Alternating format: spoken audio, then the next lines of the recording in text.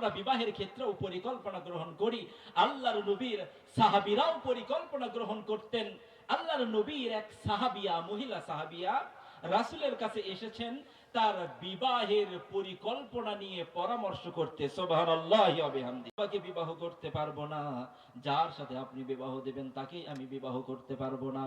আমাকে যে বিবাহ করবে, যার সাথে আপনি আমার বিবাহ বন্ধনে আবদ্ধ করে দেবেন, ওই যুবকের অন্তত পক্ষে 3টি শর্ত পালন করতে হবে। কয়টি শর্ত? 3টি। আমাদের মা বোনদেরকেও, যদি আমাদের ছোট বোনকে, কোন কন্যাকে যদি জিজ্ঞাসা করা হয়, মা তোমাকে বিবাহ দিতে চাচ্ছি, বোন তোমাকে বিবাহ দিতে চাচ্ছি, তোমার কি কোনো চাহিদা রয়েছে কিনা? মডার্ন বোন, মডার্ন কন্যা, আমাদের হাত ছাড়া কন্যাগুলা, তারা বলবে, বাবা তুমি যদি আমার বিবাহ যদি ঠিক করতেই চাও, তাহলে শর্ত আমার শুনে নাও, আমাকে যার সাথে বিবাহ দেবে ও সরকারি চাকরিজীবী হতে হবে, ঠিক কি না? বাবাও তার সাথে সায় মিলাবে। ভাই বলবে, ঠিক আছে তোমার শর্তটা অনেক ভালো, আর কি কোনো শর্ত আছে কিনা? ওই কন্যা দ্বিতীয় শর্ত দেবে, আমার যার সাথে আপনি বিবাহ দেবেন সে ফেসবুক, ইউটিউব, ভাইবার, সে মেসেঞ্জার সহ এই যে সামাজিক যোগাযোগ মাধ্যমগুলোতে তার চলাফেরা কেমন, এক কথাই বলতে গিয়ে সে কি ফেসবুকে, যারা যুবক ভাইরা রয়েছেন বুঝবেন, সে কি ফেসবুকে মনিটাইজেশন পাইছে কিনা, ঠিক কিনা? অর্থাৎ ফেসবুক থেকে তার ইনকাম হয় কিনা, তার ফ্রেন্ড সংখ্যা কত, ফলোয়ার কত, তাকে বিশ্ববাসী কতজন চেনে, বর্তমান নারীদের চাওয়া পাওয়া এইগুলো হবে, ঠিক কিনা? অথচ আল্লাহর নবীর সাহাবিয়া মহিলা বললেন, ইয়া রাসূলুল্লাহ, ইয়া হাবিবাল্লাহ, হুজুর আপনি আমাকে যার সাথে বিবাহ দেবেন, যেন কোন সাহাবাকে আমি স্বামী হিসেবে গ্রহণ করব না, যে আমাকে স্ত্রী হিসেবে গ্রহণ করবে, ইয়া রাসূলুল্লাহ, ইয়া হাবিবাল্লাহ, হুজুর তাকে 3টি শর্ত পালন করতে হবে। 1 নম্বর শর্ত হচ্ছেন, আমাকে যার সাথে আপনি বিবাহ দিয়ে দেবেন, প্রথম শর্ত হচ্ছে আমার স্বামী এমন হবে যে শুধু রমজান মাসের 30টি রোজা পালনকারী হবে না, সারাটি বছর দিনের বেলা রোজা পালন করতে হবে। সুবহানাল্লাহ। এ মহিলা, তোমার দ্বিতীয় শর্ত কি? আল্লাহর নবীকে মহিলা সাহাবিয়া দ্বিতীয় শর্ত দিলেন, ইয়া রাসূলুল্লাহ, ইয়া হাবিবাল্লাহ, হুজুর আপনি আমাকে যার সাথে বিবাহ বন্ধনে আবদ্ধ করে দেবেন, আমার স্বামী এমন হবে, যার দ্বিতীয় শর্ত পূরণকারী এমন হবে। দ্বিতীয় শর্তটি হলো, আমার যে স্বামী হবে ওই স্বামী রাতের বেলায় বিছানাতে পিঠ লাগায় ঘুমাতে পারবে না, সারা রাতের বেলা নফল ইবাদতকারী হতে হবে। সুবহানাল্লাহ। এই মহিলা, তোমার আর কি শর্ত? আল্লাহর নবীর মহিলা সাহাবিয়া বললেন, ইয়া রাসূলুল্লাহ, ইয়া হাবিবাল্লাহ, হুজুর আমার তৃতীয় শর্ত হচ্ছে, শুধু রোজা পালনকারী তো হবে, দাঁড়িয়ে দাঁড়িয়ে কিয়ামুল লাইল রাতের বেলা তো নফল ইবাদত তো করবেই। তৃতীয় শর্ত হচ্ছে, প্রত্যেক রাতে অন্তত পক্ষে একবার হলেও কোরআনুল কারীমের শুরু থেকে শেষ পর্যন্ত তেলাওয়াতকারী হতে হবে। শর্ত 3টি সহজ না কঠিন? আমাদের যুবকদের ভিতরে যদি এই শর্ত কোন মহিলা এসে দেয়, যদিও আজকের কোন মা, যদিও আজকে কোন বোন, যদিও কোন কন্যা এরকম শর্ত দেওয়ার কথা দূরের কথা, পরিকল্পনাও করবে না, তারপরেও যদি কোন নারী এরকম শর্ত দেয়, কোন যুবক কি রাজি হবে? পাটিতাপাড়ার কোন যুবক রাজি হবে? ফাপড় ইউনিয়নের, বগুড়া সদরের, বগুড়া জেলার, রাজশাহী বিভাগের, বাংলাদেশের কেউ মনে হয় সহজে রাজি হবে না। তার কারণ শর্ত অতটা সহজ নয়। আল্লাহর নবী সাল্লাল্লাহু আলাইহি ওয়াসাল্লাম মহিলাকে বিদায় দিবার পরে বললেন, আচ্ছা ঠিক আছে, তোমার শর্ত নিয়ে আমি সাহাবাদের ভিতরে আলোচনা করি, দেখি কে তোমার শর্ত পালন করে তোমাকে বিবাহ করতে রাজি হয়ে যায়। আল্লাহর নবী মসজিদের মিম্বার থেকে ঘোষণা দিলেন, ও আমার সাহাবারা, যারা অবিবাহিত যুবক রয়েছে, একজন মহিলা বিবাহের জন্য আমার কাছে পয়গাম পাঠিয়েছে, আমি যেন তার বিবাহের ব্যবস্থা করে দেই রে। তোমরা কে রাজি আছো? কিন্তু সহজেই তোমরা কেউ দাঁড়িও না, যার মধ্যে তিনটি গুণ পাওয়া যাবে, তিনটি শর্ত পালন করবে, এই যুবক ছাড়া অন্য কেউ যেন দাঁড়াইও না। তিনটি শর্ত আগে শুনে নাও। আল্লাহর নবী সাল্লাল্লাহু আলাইহি ওয়াসাল্লাম তিনটি শর্তের ঘোষণা দিলেন। এক সাহাবা লাব্বাইক বলে দাঁড়িয়ে গেলেন, সুবহানাল্লাহি ওয়া বিহামদিহি। একজন কি করলেন? দাঁড়িয়ে গেলেন এক সাহাবা। ইয়া রাসূলুল্লাহ, ইয়া হাবিবাল্লাহ, হুজুর আপনি যদি আমাকে অভয় দেন, অনুমতি দেন, তাহলে আমি তিনটি শর্ত পালন করে ওই সাহাবিয়াকে বিবাহ করতে রাজি আছি।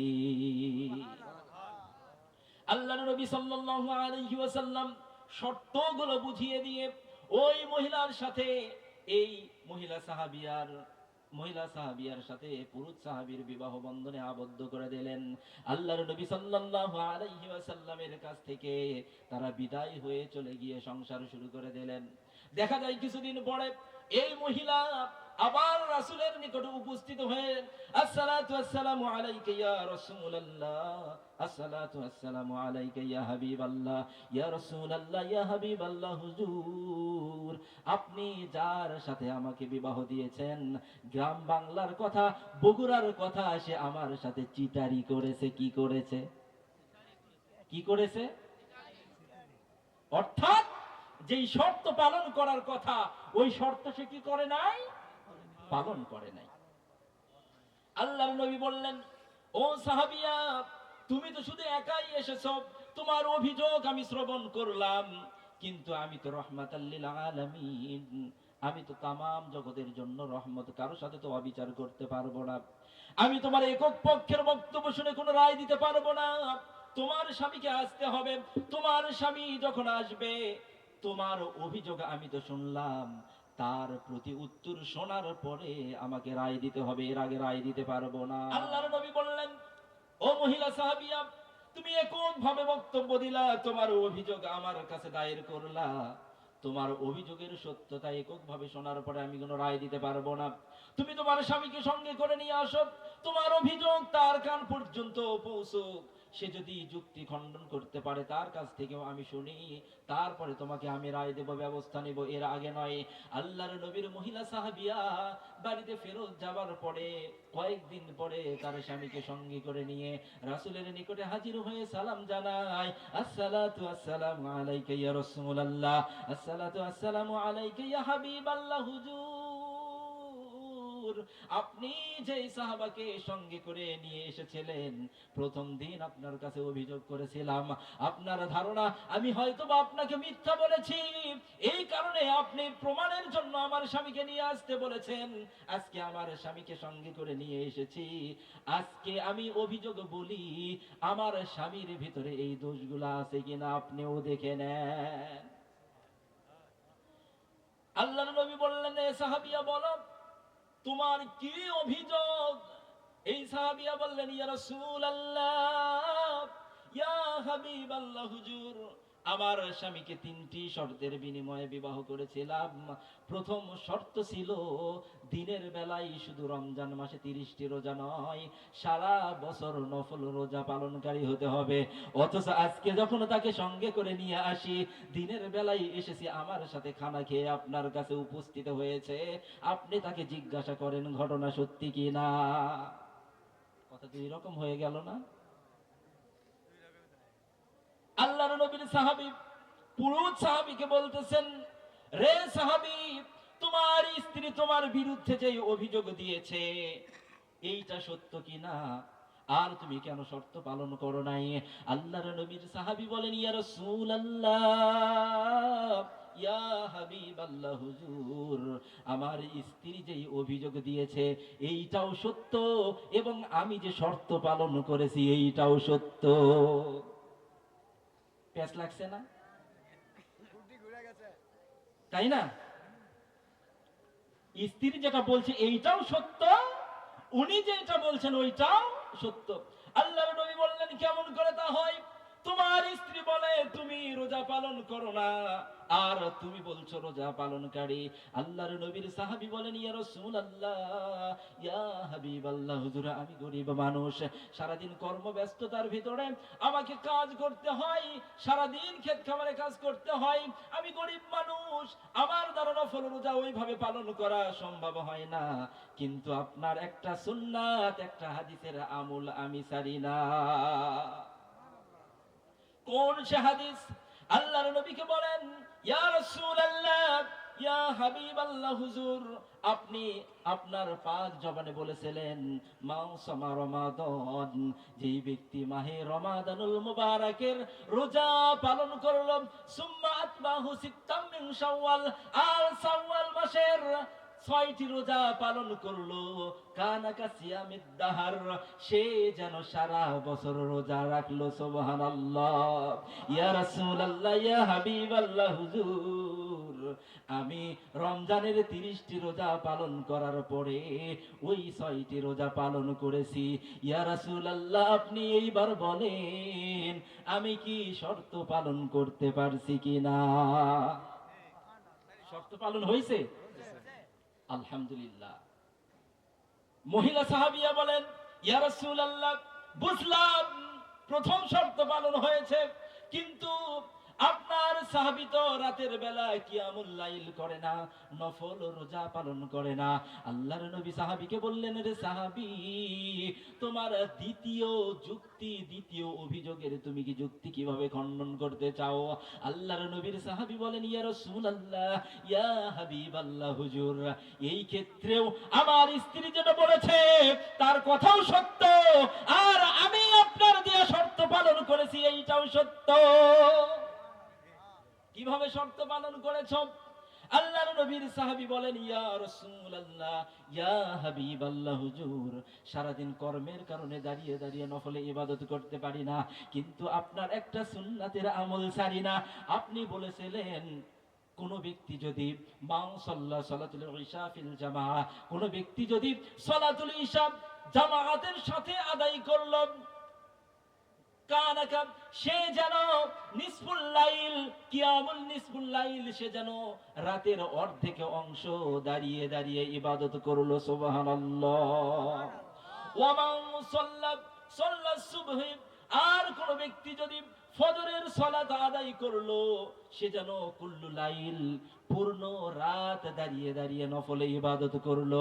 ইয়া রাসূলুল্লাহ, ইয়া হাবিবাল্লাহ, হুজুর আপনি সাক্ষী আছেন, আমি অন্য নামাজ যদি আমার দ্বারা জামাতে ছুটেও যায়, আমি এই শর্ত পালন করার জন্য এবং আপনার হাদিসের আমল করার জন্য, আপনাকে রাজি করার জন্য, আল্লাহ তাআলাকে খুশি করার জন্য যত ব্যস্ত থাকি না কেন, আমি সালাতুল ইশা এবং সালাতুল ফজরের জামাত কখনো ছাড়ি না। ইয়া রাসূলুল্লাহ, আপনার হাদিসের উপরে যেহেতু আমি আমল করেছি, সালাতুল ইশা এবং সালাতুল ফজর জামাতের সাথে আদায় করেছি, আমার আল্লাহ কি আমাকে সারা রাত দাঁড়িয়ে দাঁড়িয়ে নফল পড়ার সওয়াব দেবেন কিনা? আল্লাহর নবীর সাহাবীর কথা শুনে রাসূল বলেন, রে সাহাবী, অবশ্যই আল্লাহ তাআলা তোমাকে সারা রাত্রি বেলা কিয়ামুল লাইলের সওয়াব দিয়ে দেবেন। এই সাহাবী বলেন, ইয়া রাসূলুল্লাহ, তাহলে আমি কি আমার দ্বিতীয় শর্ত পালন করতে পারছি কিনা আপনিই বলেন। আমলগুলা কি কঠিন? কঠিন না সহজ? আমি দাঁড়িয়ে দাঁড়িয়ে কিয়ামুল লাইল করতে হলো না,